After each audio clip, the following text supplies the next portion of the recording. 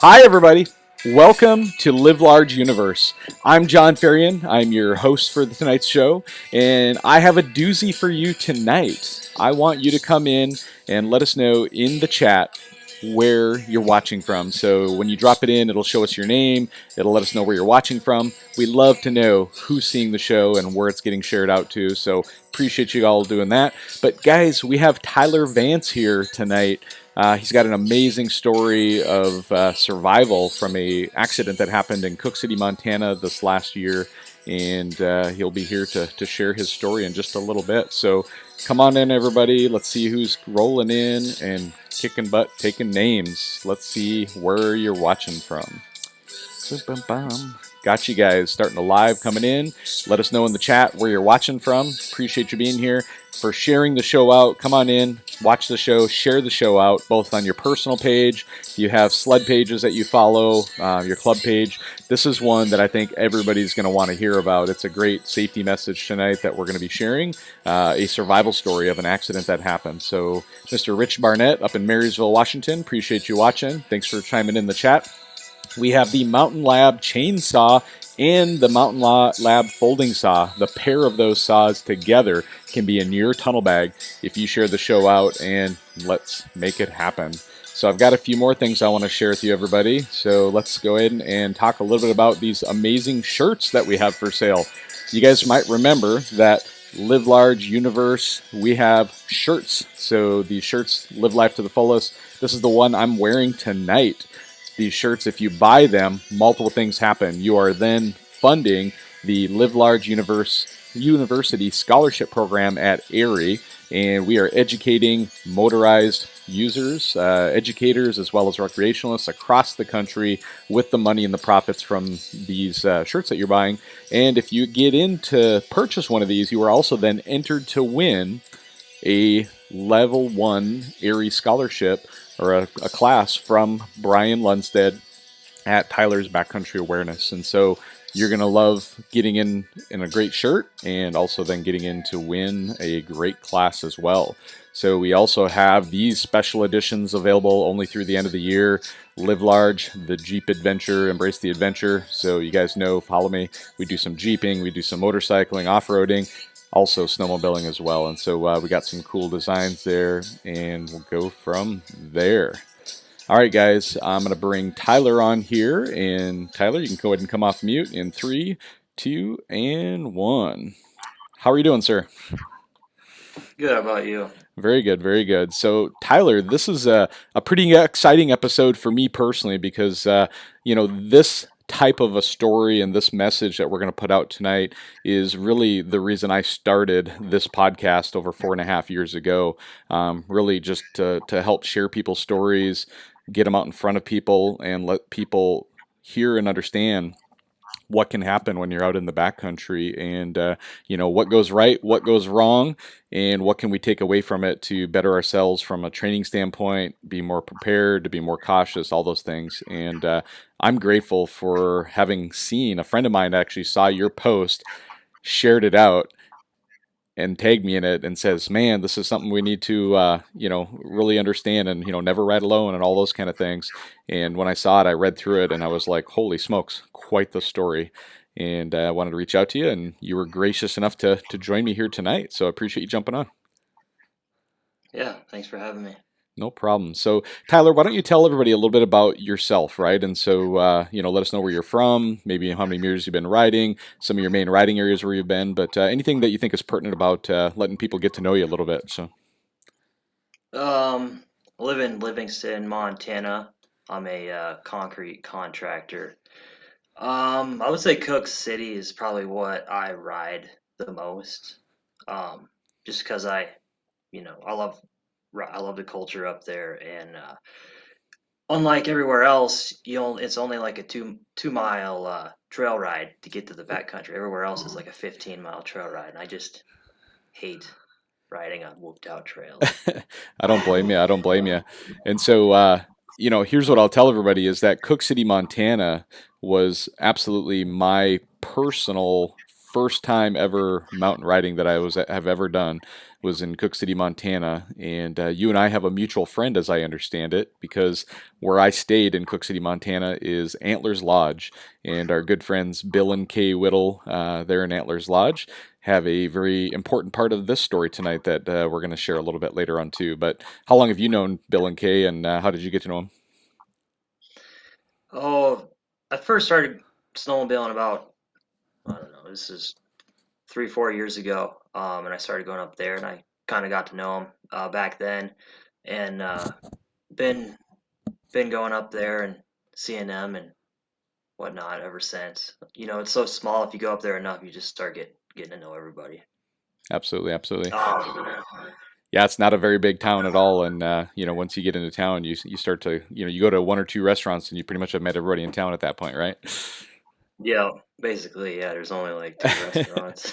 Yeah, and anybody who hasn't been to Cook City, a very unique thing about Cook City that's really neat is that there's only two ways into town, and one side you can come in from the east, and you go to a dead end parking lot out of the Cody, Wyoming side, and over Chief Joseph Highway. You get the snow park, and you actually have to ride. If I remember right, it's about 10 miles, give or take, into town on that snowmobile trail from that side of town. Does that sound right to you? Is that what your memory is? Yeah, yeah. That's during the winter. The only way to get to Cook City is through Yellowstone National Park Yep. Yeah. So to by foot. drive into town with a vehicle, yeah, Yellowstone National Park is the only way into town. And once you get to Cook City, you are literally at the end of the road, and the road you drove in on turns into a snowmobile trail, which accesses some amazing, amazing terrain. And those who've been there are very well aware that the risk in that area with avalanches, with the steep and deep, it's very well known to be a kind of an aggressive steep and deep zone and area. But I'm sure you've, like me, found some great more mellow areas for those high avalanche danger days where you can kind of still have a good time and play it safe. So Yeah, I mean, everybody says it's so dangerous. It's only as dangerous as you make it. I mean, I think one of the reasons why people think it's dangerous because you get a lot of guys that go out there and they just get so stoked and they just start climbing anything they see in the yeah, worst days. Uh, and that's a nice thing about Cook City. It's a dead end. You get there, you unload your sled, and you don't have. Once you unload your sled, you can ride it to the gas station. Fill it up, and then 2 miles out of town, you're in a powder, and that's pretty nice compared to a lot of areas. So that's what makes it a lot like sets it apart. that's awesome. That's awesome. Well, Tyler, last winter you were in Cook City on one of your many snowmobile trips, and tell us a little bit about the day of the accident. Kind of start at the morning, or did you drive in that morning? Did you spend the night that morning? Describe to us the morning and the kickoff of that day, and who you're riding with, and how did you meet up with them?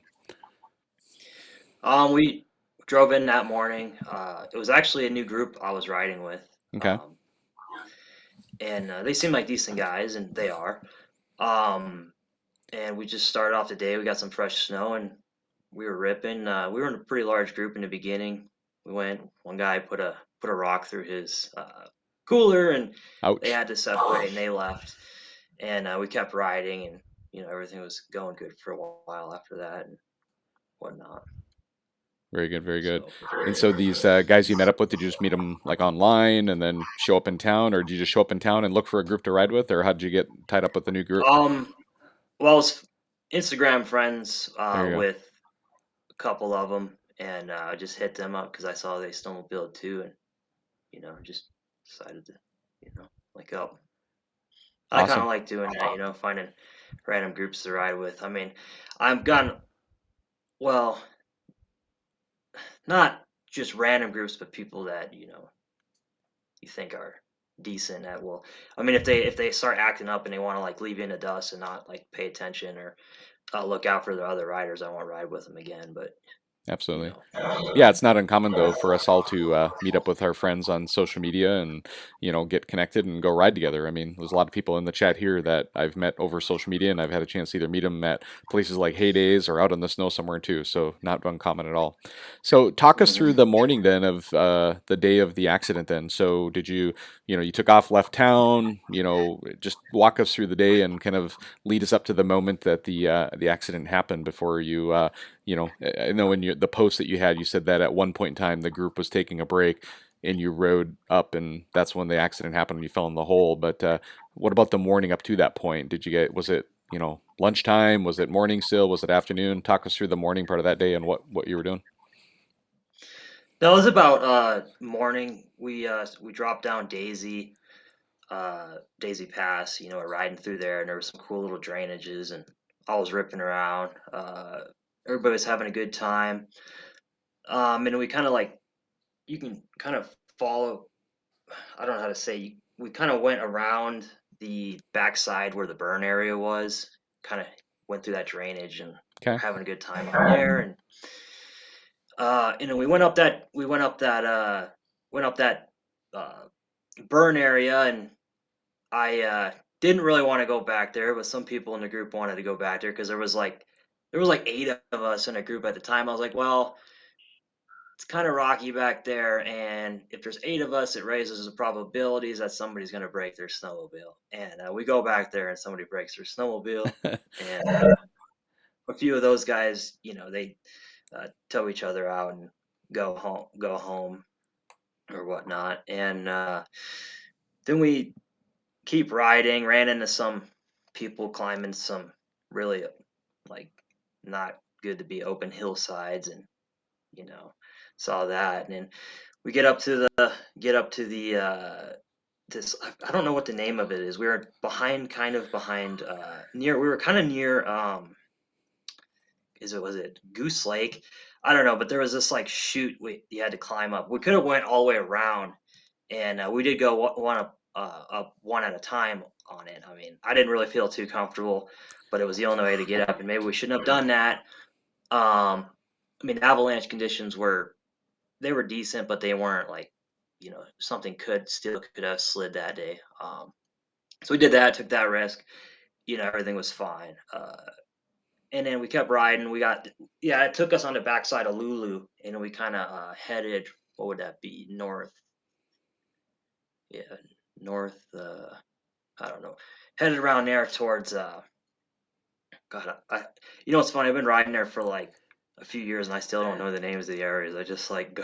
I, But I hear you, but I think most people who've ridden there know Daisy Pass and Lulu Pass is kind of the key, yeah, passes that you drop over into to go into the riding areas. And believe it or not, as you're describing it, I'm actually in my head following the map because I've spent enough time there. I can kind of picture exactly where that burnout area is on the kind of the south end of the riding zone, and then now you're heading towards the north side up by Lulu Pass and everything. So but yeah, we were riding, and I don't know what happened. I kind of got separated from the group, and I was kind of looking for them, and then I eventually found them, and they were kind of parked on a hill below. Uh, so I kind of like dropped down, and they were kind of just sitting there hanging out and talking, and I was just wanting to keep riding. And I thought I was just gonna do a good old 180 and kind of zigzag up this hill, try to show off a little bit. And yeah, I did that. So I turned around, did a 180, and kind of tried side hilling up this hill that's at full throttle, not to get stuck. And I saw this like little. I did see it. I saw this little pocket, like right before I fell in, and it had like you could see a little bit of the rock exposed, but I didn't really like think much of it. I figured I could just like a lot of times you see stuff like that and you just like rip right over it. And I kind of like cut just uh, just above it, and my rear end must have just caught it, and it sank, and I just fell completely backwards into it, and it submerged me. And I didn't even know it was a mine shaft. Like I thought I just like fell back into my own track, or like I just fell into the snow, and the snow in the sled landing on top of me um, at first. And I was sitting there, and the sled was running. I tried moving, and I couldn't. My left arm was free, and I still had like a little air pocket.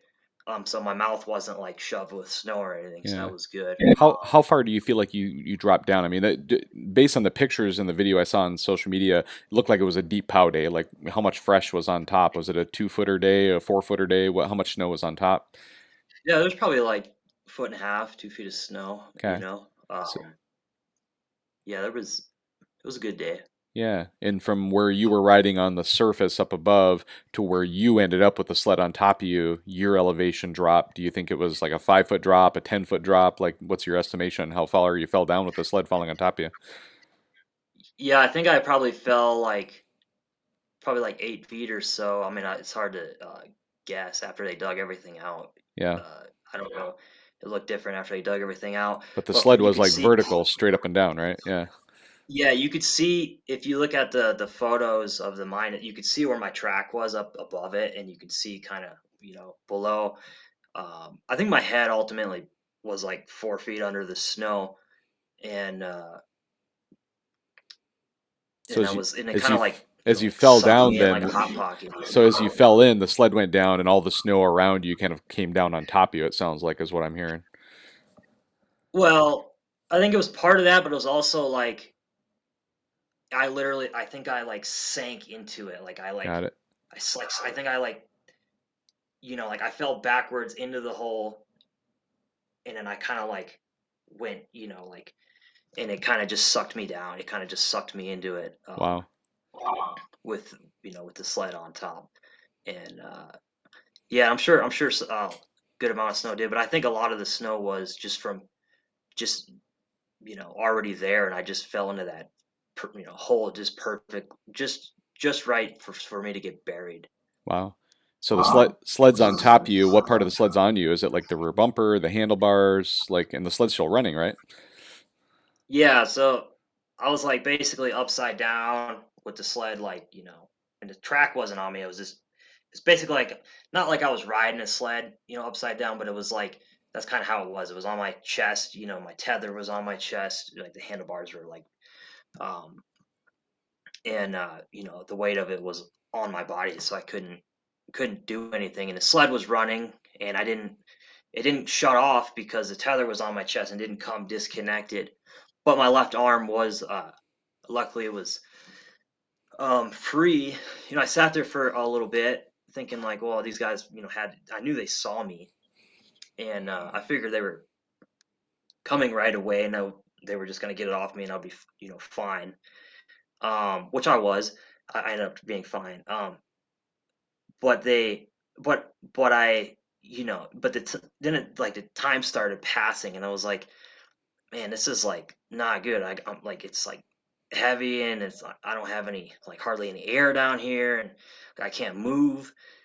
And the sled was running. I was like, man, if this, I thought myself, I was like, if this sled starts like gassing me out right now, that would have done it. So I just tried with all I could to put my hand between my chest and my tether, and I did. I got it. I got the sled shut off, Wow. and that. So at that moment that you were describing right there, where you're buried, the sled's running and everything, I know in your you know, post that you had on Facebook, you described as like almost having a moment of panic, right? And you were kind of flashing to things that your girlfriend, your fiance, were teaching you about yoga and deep breathing. Can you go into that a little bit? Yeah. So as the time went by after that, there was a moment where I like kind of like tried squirming, and I freaked out, like I screamed, like, get this fucking sled off of me, or I shouldn't cuss, and I just was like, okay, like, you know, just buried here. There's nothing I can do. It does not help to do that. So then I started, thinking how pissed my fiance would be if I died right here, and just like I was like, okay, well, control your breathing. My girlfriend's or my fiance's a yoga instructor, so I started trying to do the breathing exercises, and I did. I slowed down, and I tried to, calm down the best I could, and sat there and waited, and that's how that played out. Yeah, I mean, it really was a like a spiritual awakening. It was like, wow, it could just your life can just be taken from you Yeah, that I mean, fast, like and like I that. think at that moment in time here, let's pause and talk about this for a minute. Is I mean, think about the fact that if you were riding alone, right? Like, not a lot of people do, but there's still these wild, wild west cowboys out there that, think it's okay to ride alone. And we think about avalanches and, oh, I'm not going to ride an avalanche train. But like, think about something that just happened to you here. Is, I mean, that could have been a tree well, it could have been a creek, it could have been, a number of things that had you been alone, that could have been your last day, right? I mean, that's the reality that you're Oh, describing there, and that spirituality and the close, as close as you were to death, literally. That's that moment that I think you're talking about, being reborn, and having that closeness to God in that moment. So yeah. The like, I don't care how strong you are, how fit you are. If you have a 400-pound sled on top of your chest and you're buried in the snow, you're not gonna get out of you're it. done. Yeah. So You know, let's move now if to you the don't have moment. somebody. Yeah, to the moment that someone found you, like the people did show up and started digging you out. Describe that process. So Yeah. So you know, started digging, and they finally got to my helmet, and they exposed my face, and first thing I said was, "Thank you, Lord." yeah. And the I said take a photo because I wanted them to photo it. I still had the sled on my chest, but I just wanted them to take a photo of it because it was crazy. Um, and we did that, and I think Bill was already there, and Bill kind of uh, Bill Whittle, right? The owner of Antlers Lodge. He does the search and rescue there. He was literally just riding Yeah. like right in that area and saw it happen just by chance. He was just out for a joyride and saw it happen and helped dig out. And he like looked over me, and I remember it. I couldn't like hardly see him because it was kind of blurry because there was like snow and stuff. And he was like, "What's your name?" And I said, "Tyler." He's like, "Tyler, this is Bill." And I like like recognized who it was, and I was like, "Bill." That's funny. And yeah, that was to my buddy Colton. I made some. I like making bumper stickers. Funny bumper stickers sometimes. Whatever, to give to friends or whatever. And I had one that was kind of making fun of the people that wear masks outside. It says, I had one that says, "I raw dog fresh air." And I was like trying to like say I was gonna give it to him, like give it to those guys, to the group like a few hours before that. And he was like talking about raw dog and that fresh air. But that feels Gotta love the fresh air. Gotta love the fresh air. So, yeah, so a little side story. I'm actually going to pause you for a second here because when I shared out, I think it was just a day or two ago that I shared out this post of yours that you were coming on the show, and when that happened, guess who reached out to me, Tyler? I haven't even told you this story yet. I'm going to tell it to you here live, and I think it's a pretty powerful story. I'm going to share it with you. Is Mr. Bill Whittle actually reached out to me? I've known him for years, as I've said, and I've spent a oh lot of time at really? his lodge, and so he reached out to me actually directly and says, "Hey, John, give me a call. I've got an interesting little twist to the story that Tyler's going to share." And I don't know if you've heard this or not. I'm going to assume maybe you have, but this may be the first time you're hearing this too. But I know you shared with me this part of it, which is that I don't know how long ago it was before that, but Bill's wife was in that same hole, that same mine shaft, Yep. right? So you shared that with me. I know you know that part of it.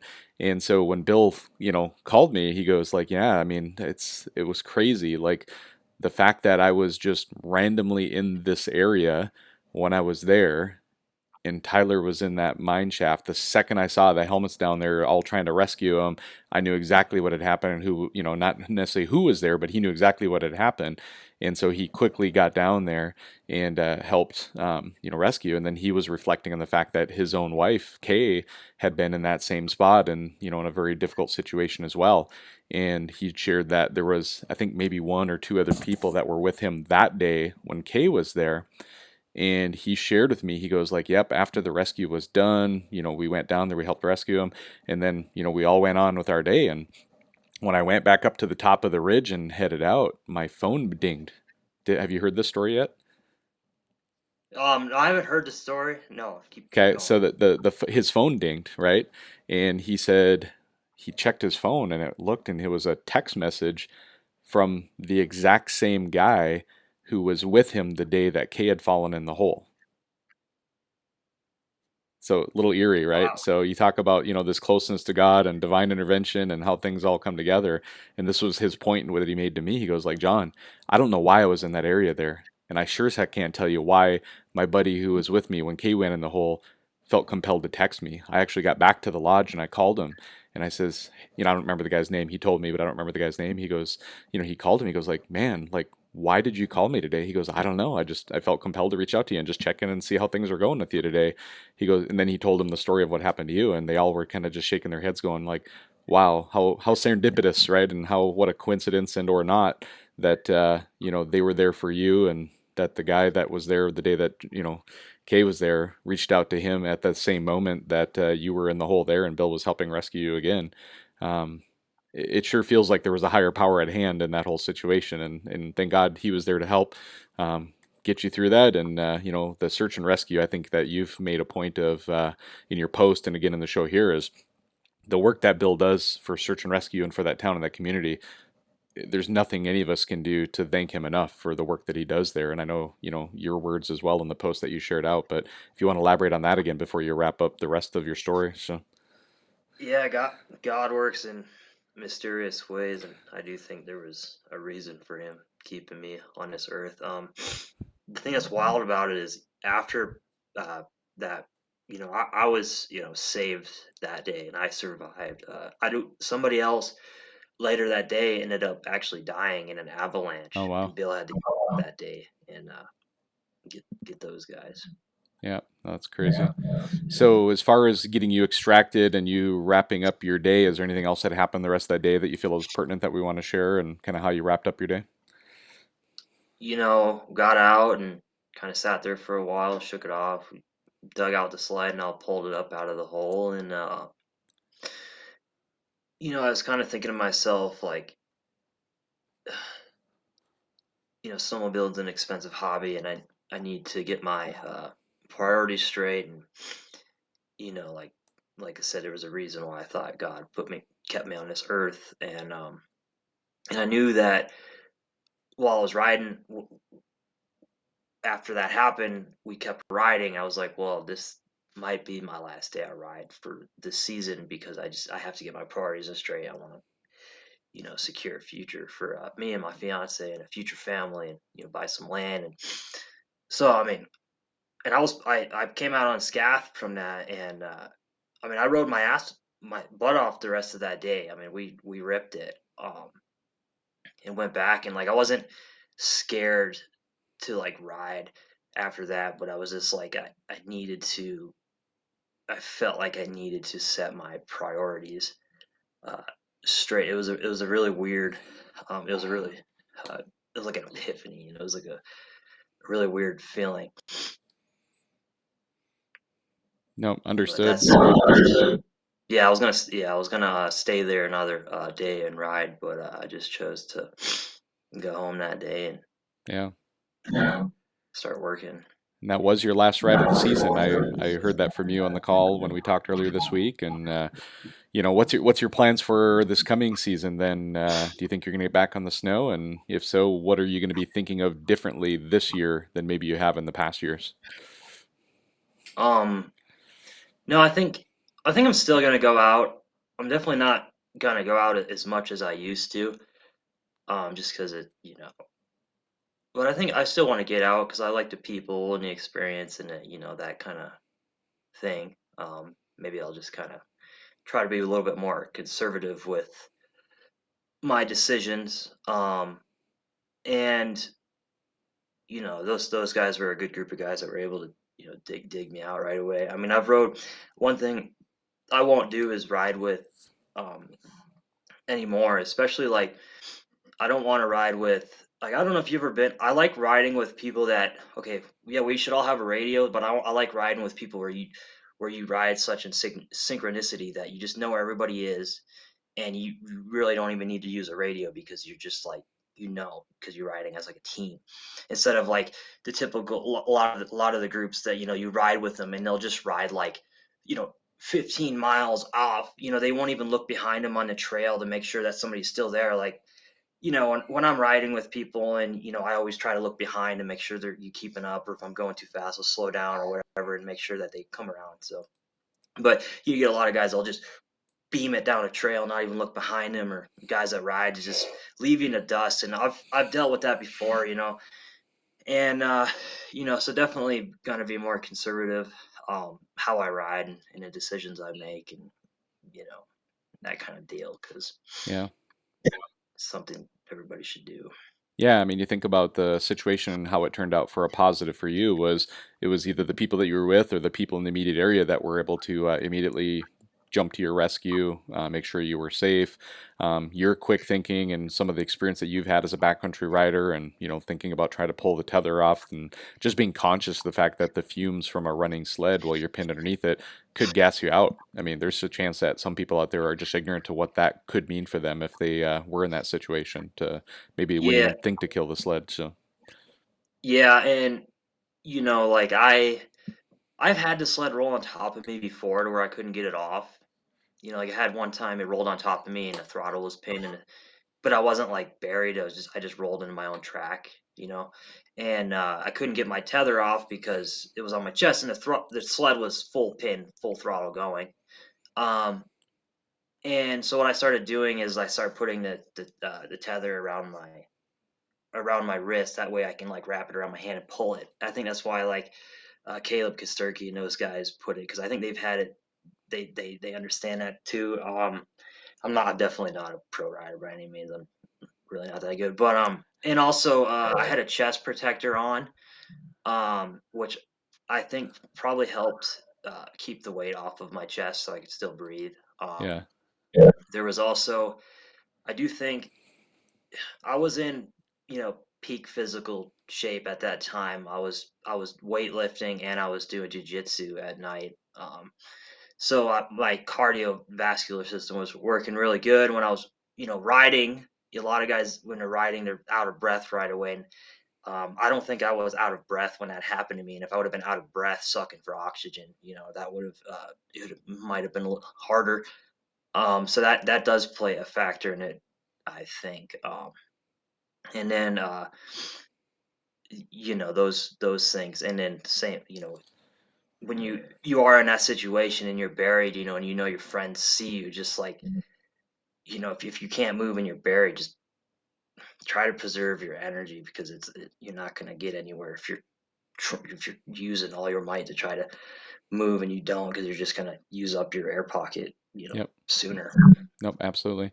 So one of the people watching here, Rich Barnett, is asking, Tyler, do you have any safety training? And I think what he's getting at is either like CPR or avalanche training, anything like that. And if you do, great, and share with us what it is. If you don't, do you plan on getting some? I guess follow-up questions of that. So, I don't. I've watched. I know Skidoo has done like those multi-part videos on avalanche safety and stuff.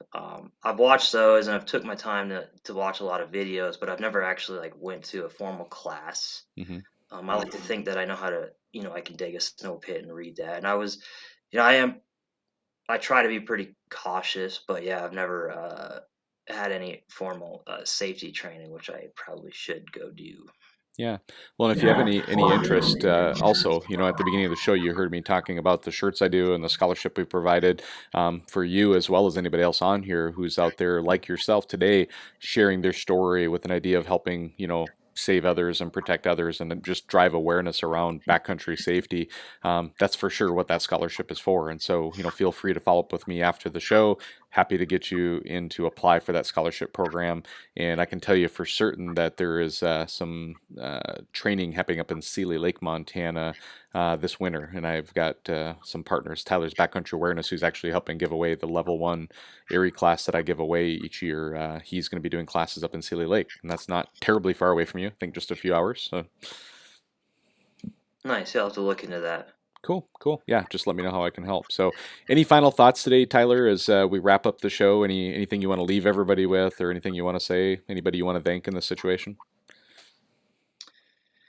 I'd like to thank everybody that was there to help dig me out, and Bill, and I'd like to thank God for keeping me here. Amen to that. Awesome. Yeah, Well, that's and great. don't ride alone. Don't ride alone. Awesome, awesome. Don't ride alone, and don't leave your buddies in the dust. Always know where your friends are when you're riding. Because if Yeah, that would have happened to me, if we would have just been traversing, and I would have just disappeared into the hole. If I don't if they wouldn't if it wouldn't have happened right in front of them, like when they were literally just sitting there Yeah. watching, I don't Well, there's so many I don't know scenarios how to that it stop could have it. went way wrong, right? Let's say you guys are all riding in a group together and you were the tail person in the group. You fell in the hole, everybody else made it past the hole and they didn't see you right away and it took them 5 minutes to stop and look back and see you're not there. By the time they would have, it could have been too late, right? There's a scenario there. Yeah, well, There's other scenarios where like people are just riding an area and you buzz around the corner, just, over the next little bump or the ridge and you're out of their physical sight and all of a sudden you're not coming back for 10 minutes.